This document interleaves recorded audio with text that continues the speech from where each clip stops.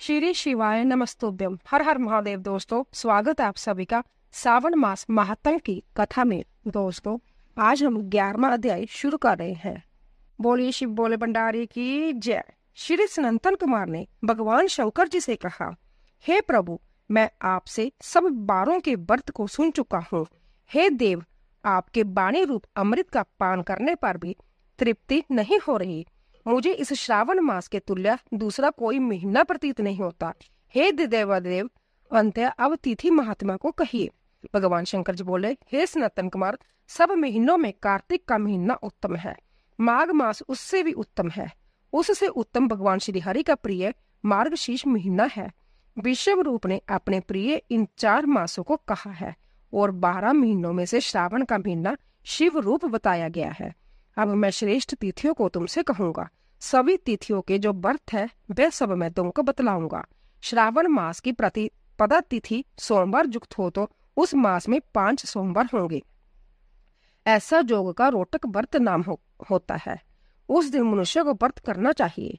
3.5 मास का भी रोटक व्रत होता है। यह रोटक व्रत धन धान्य में वृद्धि करने वाला तथा संपूर्ण कामनाओं एवं सिद्धियों को देने वाला है। हे सौम्य, मैं अब उस विधान को बतलाने जा रहा हूँ, तुम ध्यान पूर्वक सुनो। श्रावण मास के शुक्ल पक्ष की प्रतिपदा को प्रांत्य उठकर ज्ञानी को रोटक व्रत का संकल्प करना चाहिए। हे सुश्रेष्ठ, आज से मैं रोटक व्रत करूंगा। हे जगत गुरु, मुझ पर आप कृपा करें। जो संकल्प करके प्रतिदिन भगवान शंकर जी का अर्चन करें। अखंडित बेल पत्र, तुलसी पत्र, नील कमल, कमल, कलहार, कुसुम, चंपा, मालती, कुंद, अर्क आदि पुष्पों तथा नाना प्रकार के ऋतुकालीन अन्य फूलों से धूप दीप निवेद तथा नाना प्रकार के फलों से अर्चन करना चाहिए। विशेष रूप से रोटकों का नैवेद्य अर्पण करना चाहिए। पुष्पाहार नाम से 5 रोटक बनाने चाहिए। उनमें से 2 रोटक ब्राह्मण को दे देने चाहिए। 2 रोटक आप खाएं और 1 रोटक नैवेद्यार्थ भगवान सदाशिव को समर्पित करना चाहिए। अवशिष्ट अर्चन करके ज्ञानी को अर्घ्य देना चाहिए। केला, नारिकेल, जंबीरी, बिंजोरा, नींबू, खंजूर, ककड़ी, दाख, नारंगी, मातुलिंग, अखरोट, अनार और ऋतु में होने वाले फलों को अर्घ्य दान के लिए उत्तम कहा गया है। अब इस व्रत का पुण्य फल कहता हूँ, जो 7 सागर पर्यंत भूमि दान करने से प्राप्त होता है। मनुष्य को वह फल इस व्रत के सेवन करने से सहज में ही प्राप्त हो जाता है। वह मनुष्य जो अपार धन की प्राप्ति की इच्छा रखता है, उसको जब व्रत 5 वर्ष तक करना चाहिए। रोटक व्रत अध्यापन करना चाहिए। अध्यापन में सोने के 2 रोटक बनाने चाहिए। पहले दिन अधिवासन करके अन्य दिनों में प्रांतः काल शिव मंत्र द्वारा घी तथा सुंदर बिल्व पत्रों से हवन करना चाहिए। हे वत्स, इस प्रकार व्रत करने से मनुष्य की सभी मनोकामनाएं पूर्ण हो जाती है। हे महामुने, अब मैं तुम्हें द्वितीय के शुभ व्रत के संबंध में बतलाऊंगा, जिसके करने से मनुष्य को धन तथा पुत्र की प्राप्ति हो जाती है। सुनो। औदुंबर नामक व्रत सब पापों को नष्ट करने वाला है। ज्ञानी को चाहिए कि श्रावण मास के आने पर शुभ तिथि द्वितीय में प्रांतःकाल संकल्प करके विधिवत व्रत को करे। जो स्त्री पुरुष इस व्रत को करेंगे वह सब संपत्तियों के अधिकारी होंगे। इसमें गुल्लर वृक्ष का अर्चन करना चाहिए। गुल्लर न मिलने पर व्रती को चाहिए कि दीवार पर गुल्लर के पेड़ का चित्र अंकित करे और मंत्र से उसका अर्चन करे। हे औदुंबर, आपको नमस्कार है। हे हेम पुष्पक, आपको नमस्कार है। इसके पश्चात शुक्र तथा शिव का अर्चन करना चाहिए। गुल्लर के 33 फलों के 3 भाग करने चाहिए, जिनमें से 11 फल ब्राह्मण को तथा 11 फल देवता को देना चाहिए और 11 फलों से संभव भोजन करना चाहिए। उस दिन अन्न बिल्कुल नहीं खाना चाहिए। रात को शुक्र तथा भगवान शिव का अर्चन करके जागरण करना चाहिए। हे वत्स, इस प्रकार 11 वर्ष तक जय व्रत करना चाहिए। 11वें वर्ष की समाप्ति पर अध्यापन करना चाहिए। अध्यापन में सोने का फल, पुष्प, पत्र आदि के सहित गुल्लर का पेड़ बनवाकर उसमें सोने से बनी हुई भगवान शंकर तथा शुक्र की मूर्तियों का पूजन करना चाहिए। दूसरे दिन प्रांतःकाल छोटे छोटे गुल्लर के फलों से 108 हवन करे। औदुंबर की लकड़ी, घी तथा तिलों द्वारा हवन करे। हवन समाप्त होने के बाद आचार्य का पूजन करे। अपनी शक्ति के अनुसार ब्राह्मणों को भोजन करवावे। हे तात, इस प्रकार व्रत करने से जो फल होता है, अब उसे सुनो। जैसे जब पेड़ बहुत फलों से युक्त होता है, वैसे ही साधक के जहाँ बहुत से पुत्र होते हैं और उसके अंश की वृद्धि होती है। जिस प्रकार सोने के फलों से लदा हुआ जब पेड़ है, उसी प्रकार वर्ती भी धनपति हो जाता है। भगवान शंकर जी ने कहा, मैंने यह व्रत किसी दूसरे पर प्रकट नहीं किया है, इस गोपनीय व्रत को केवल तुमसे ही कहा है। इसमें संशय न करके यह व्रत श्रद्धा और भक्ति से करना चाहिए। बोले शिव बोले भंडारी की जय। को एक कथा द्वारा ये बताना चाहते हैं कि भगवान शिव शंकर प्रेम और भाव के भूखे हैं। आइए कथा शुरू करते हैं। किसी गांव में एक पति पत्नी रहते थे। पति का नाम गोपाल और पत्नी का नाम मोहिनी था। मोहिनी बहुत ही धार्मिक प्रवृत्ति की महिला थी। वह अपनी झोंपड़ी में रोजाना भगवान शिव की पूजा पाठ करती थी। एक दिन मोहिनी ओम नमः शिवाय मंत्र का जाप कर रही थी। उसकी जय प्रार्थना कैलाश पर्वत पर बैठे भगवान शिव सुन रहे थे और माता पार्वती से कह रहे थे, देवी यह कितनी मीठी आवाज है, यह मेरे अंतर मन तक पहुंचकर मुझे मंत्र मुग्ध कर रही है। फिर माता पार्वती कहती है, आपने सही कहा है स्वामी, मोहिनी के इस जप से तो मैं भी मंत्र मुग्ध हो गई हूँ। भगवान शिव ने कहा, तुम्हें ज्ञात है देवी, उस झोंपड़ी में मोहिनी और गोपाल रहते हैं, जो कलयुग के कठिन समय में भी धर्म का अनुसरण करके आदर्श स्थापित करेंगे। जो देखकर कलयुग के अन्य पुरुष भी प्रभावित होंगे।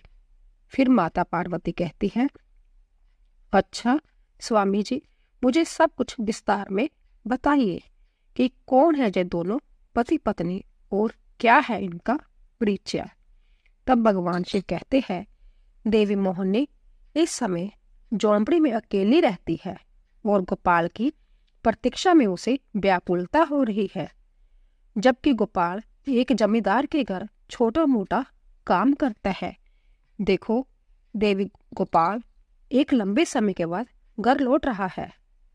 कठिन परिश्रम से प्राप्त अपनी आय को लेकर अपनी पत्नी के पास जा रहा है। उसे अपनी पत्नी उतनी ही प्रिय है जितनी कि तुम हमें प्रिय हो। फिर माता पार्वती कहती है, मैं देख रही हूँ स्वामी कि आप उनकी बहुत प्रशंसा कर रहे हो, परंतु मैं एक बात सोच रही हूँ कि वह पैसों के बिना कैसे अपना जीवन व्यतीत कर रहे हैं। फिर माता पार्वती कहती है, स्वामी आपकी आज्ञा हो तो मैं उनकी परीक्षा लेना चाहती हूँ, आप मुझे आज्ञा दीजिए। भगवान शिव ने कहा, ठीक है देवी, जैसा तुम चाहती हो वैसा ही होगा। तुम उनकी परीक्षा ले सकती हो कि उनका भरोसा मुझ पर अटल है या नहीं। फिर माता पार्वती उनकी सवारी शेर पर सवार होकर पृथ्वी लोक पहुंचती है और इधर गोपाल अपने घर जा रहा था और उधर माता पार्वती एक बुढ़िया का रूप ले लेती है और शेर एक छोटी लड़की का रूप ले लेता है। और गोपाल जमींदार के घर से निकलने से पहले एक चिट्ठी अपनी पत्नी मोहिनी को लिख देता है और उसमें लिखा होता है कि मोहिनी, जब तक यह चिट्ठी तुम्हारे हाथों में होगी तब तक मैं आधे रास्ते तक पहुंच जाऊंगा। यहाँ सब कुछ ठीक चल रहा है। जमींदार जी मेरे काम से बहुत खुश है। उन्होंने एक खास चीज उपहार के तौर पर दी है। मैं तुम्हें घर पर आकर इसके बारे में बताऊंगा। मुझे सिर्फ उपहार ही नहीं मिला बल्कि एक बड़ा पद भी मिला है। अब तुम देखना, अब जय हमारी गरीबी जल्दी ही दूर हो जाएगी। तुम्हारी बहुत याद आ रही है और खास करके तुम्हारे हाथ के बने आलू के पराठे की। मैं जल्द ही घर लौट रहा हूँ, तुम अपना ख्याल रखना। तुम्हारा गोपाल। चिट्ठी पढ़ते पढ़ते मोहिनी की आंखों से आंसू आ जाते हैं और कहती है, आखिर बहुत दिनों के बाद मैं घर लौट रही है। आज उनके लिए उनकी पसंद का खाना बनाती हूँ। और घर के अंदर जाकर एक बड़े से डिब्बे का ढक्कन खोलती है तो वह डिब्बा एकदम से खाली होता है। तो वह कहती है, ऊपर वाले इसमें तो कुछ भी नहीं है। अच्छा कोई बात नहीं, उनके आने के बाद ही कुछ करती हूँ। उधर गोपाल बैलगाड़ी में बैठकर आ रहा था और सोच रहा था पता नहीं मोहिनी को मेरी चिट्ठी मिली या नहीं। बहुत दिनों बाद घर लौट रहा हूँ, बहुत अच्छा लग रहा है। जमींदार जी ने मुझे सोने का सिक्का दिया है। उसे देखकर मोहिनी क्या कहेगी, क्या पता आज से हमारी गरीबी खत्म हो जाए। फिर गोपाल बैलगाड़ी वाले को कहता है, अरे ताऊ जल्दी कीजिए, मुझे घर जल्द से जल्द पहुंचना है। फिर बैलगाड़ी वाले ने कहा, हाँ बेटा चल ही तो रहा हूँ। जैसे ही गोपाल की बैलगाड़ी गांव के नजदीक पहुंचने वाली होती है तो रास्ते में माता पार्वती और उनकी सवारी शेर जो वेश बदले हुए थे उनको मिल जाते हैं। फिर माता पार्वती गोपाल और उस बैलगाड़ी वाले को आता देखकर उस लड़की को मारने लगती है और कहती है, मर क्यों नहीं जाती कलमोही कहीं की। जय सुनकर गोपाल बैलगाड़ी को रुकवाता है और उनके पास जाता है और कहता है, अरे क्या हुआ माँ जी, आप इस बच्ची को क्यों डांट रही है, क्यों मार रही हो। तो वह बुढ़िया कहती है, देखो बेटा, इसके पिताजी सवेरे से काम के लिए बाहर गए हैं, पैसे लेकर घर आएंगे तभी तो खाना मिलेगा। यह इस बात को समझती ही नहीं, मर क्यों नहीं जाती कलमोही कहीं की। फिर गोपाल कहता है, अरे नहीं नहीं आप इसे डांटिए मत। फिर बुढ़िया कहती है, जब समझती ही नहीं, ऊपर से घर का मालिक कहता है किराया दो नहीं तो यहाँ से चले जाओ। मैं क्या करूं बेटा बताओ, इस लड़के को लेकर तो मुझे भीख मांगनी पड़ेगी। फिर गोपाल मन में सोचता है, जय तो बहुत ही तकलीफ में है, मेरे पास तो जमींदार जी का दिया हुआ सोने का सिक्का है और कुछ नहीं, अब मैं क्या करूं। वो सोने का सिक्का मैं इन्हें ही दे देता हूँ। फिर गोपाल कहता है, माँ जी आपका नाम क्या है। फिर वह बुढ़िया कहती है, मेरा नाम गौरी है। गोपाल फिर से पूछता है, आपके पति कौन है और वह कहाँ पर काम करते हैं। फिर वह बुढ़िया कहती है, मेरे पति का नाम भोला है और वह काम करने के लिए बहुत दूर गए हुए हैं। फिर गोपाल कहता है, अरे आप भोला भैया की पत्नी है, मैं तो आपको ही ढूंढ रहा था। जय लीजिए, जब भोला भैया ने आपके लिए ही भेजा है और वो मेरे साथ ही काम करते हैं। मैं आपको जय सोने का सिक्का देने आ रहा था, अच्छा हुआ जो आप यहीं पर मिल गई। इतना कहकर गोपाल ने वह सोने का सिक्का उस बुढ़िया के हाथ में थमा दिया।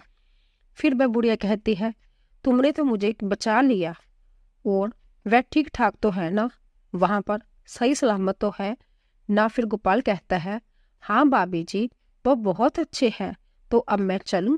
फिर बुढ़िया कहती है, मेरा आशीर्वाद तुम्हारे साथ है।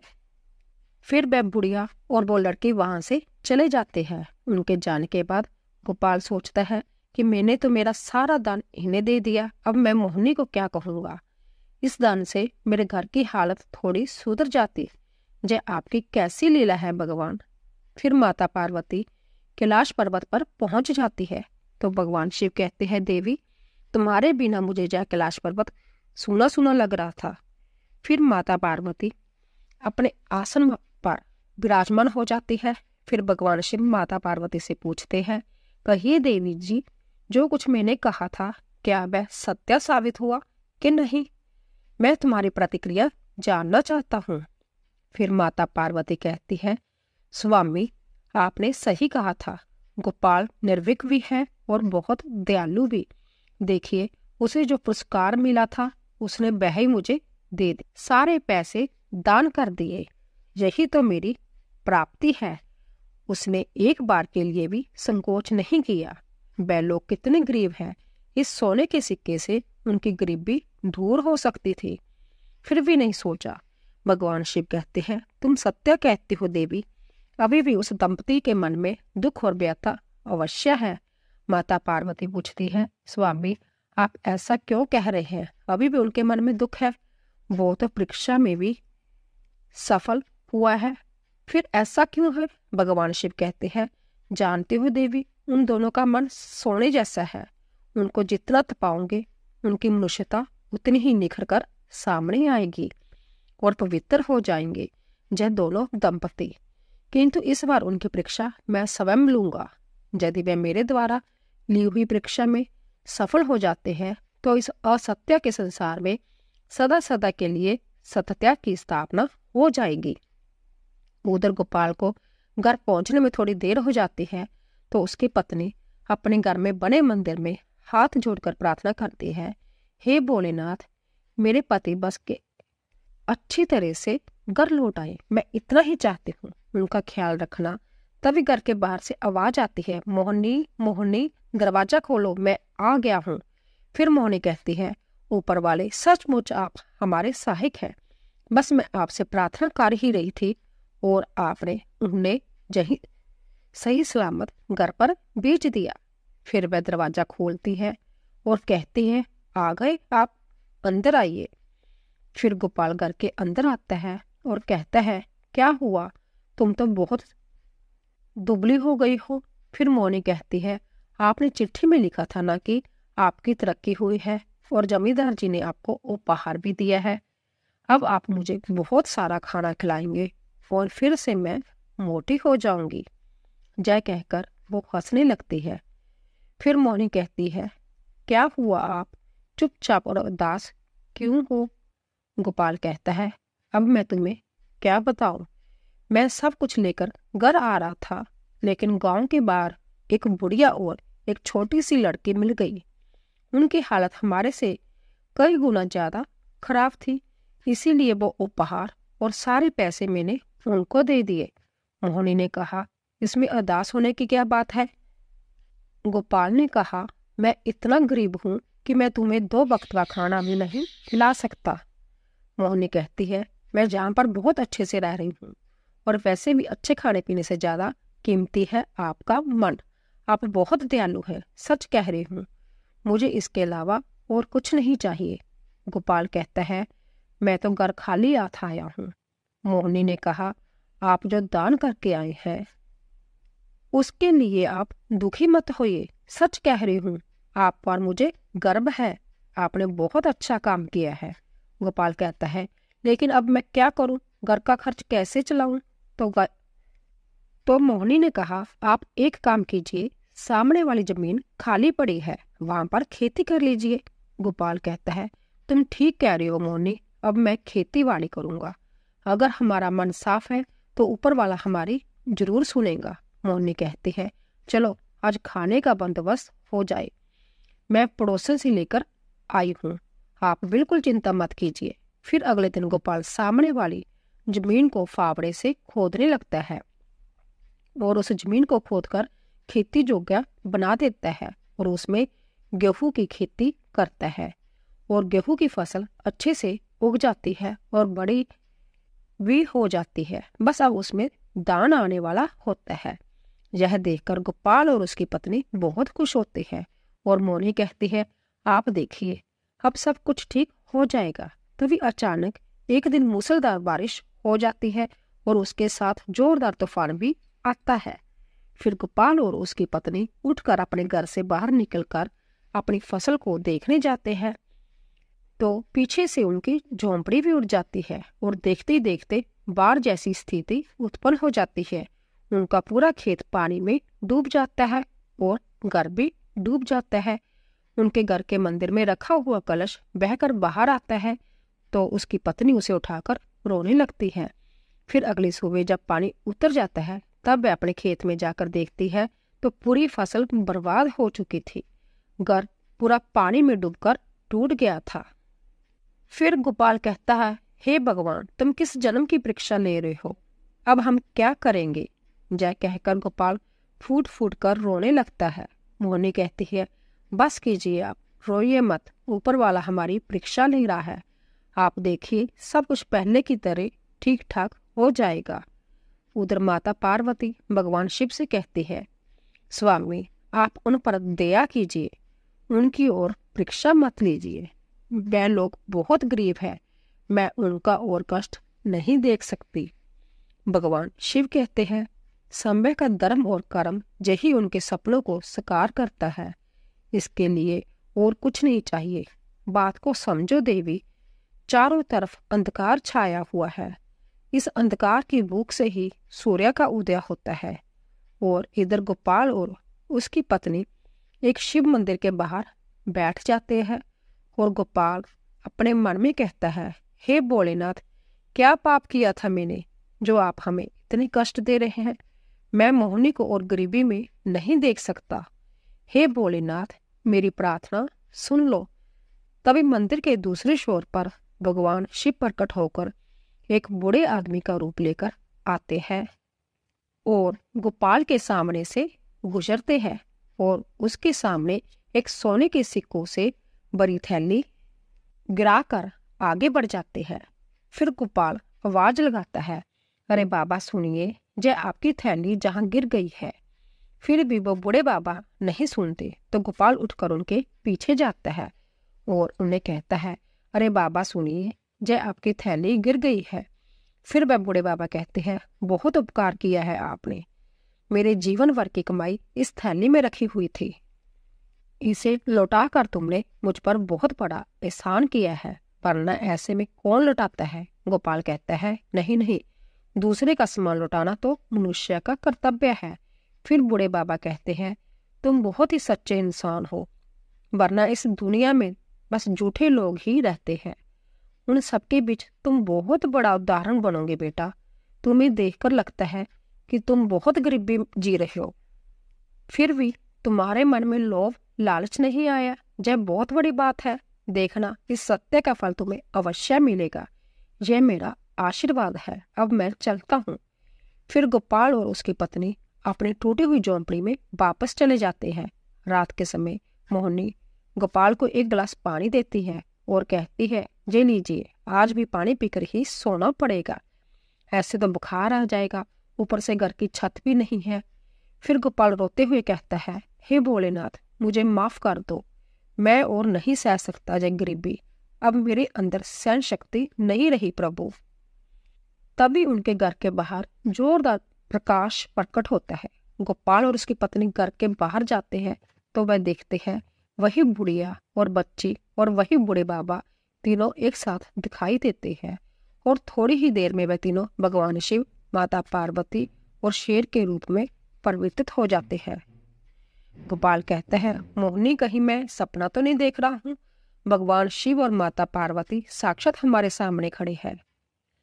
फिर मोहिनी कहती है, यह सपना नहीं है, हकीकत है। देखिए, भगवान शिव हमारे बुलावे पर आ गए हैं। फिर दोनों पति पत्नी कहते हैं, भगवान शिव और माता पार्वती की जय हो। इतना कहकर वे दोनों उनके चरणों में गिर पड़े। माता पार्वती कहती है, तुम्हारा इतना साफ मन देखकर हम प्रसन्न हो गए। जय, जो हमारे तुम्हारे पैसे लिए थे, तुम्हारी परीक्षा थी। तुम्हारा मन इतना साफ है कि सृष्टि के सारे लोग तुम्हें हमेशा याद रखेंगे। भगवान शिव कहते हैं, मैं तुम्हें वरदान देता हूँ कि आज के बाद तुम्हें कभी दरिद्रता का सामना नहीं करना पड़ेगा। तुम सदैव सुखी रहोगे और आज के बाद से तुम जीवन में हमेशा उन्नति करते रहोगे। फिर गोपाल कहता है, आपकी कृपा दृष्टि हमेशा हम पर बनी रहे। जिंदगी में जितनी भी मुश्किलें आए, हम सदैव केवल सही राह पर ही चले, ऐसा आशीर्वाद हमें दीजिए प्रभु। भगवान शिव और माता पार्वती ने कहा, तथास्तु, और जय कहकर वह अंतर्धान हो गए। अब गोपाल और उसकी पत्नी दोनों वापिस घर में आ जाते हैं तो वह देखते हैं वह दोनों थैलियां उनके घर में पड़ी हुई थी। एक थैली तो वो थी जो गोपाल को जमींदार ने दी थी और दूसरी थैली वो थी जो उस बूढ़े बाबा की सोने के सिक्कों से भरी हुई थी। अब उस धन से वह दोनों पति पत्नी हंसी खुशी रहने लगे और उनका गुजारा भी अच्छे से होने लगा। हे भोले बाबा, जैसी कृपा आपने गोपाल और मोहिनी पर की, ऐसी कृपा सभी पर करना। तो दोस्तों, अगर आपको हमारी वीडियो पसंद आई हो, प्लीज सब्सक्राइब कीजिए, लाइक कीजिए और शेयर कीजिए। आप सभी का धन्यवाद।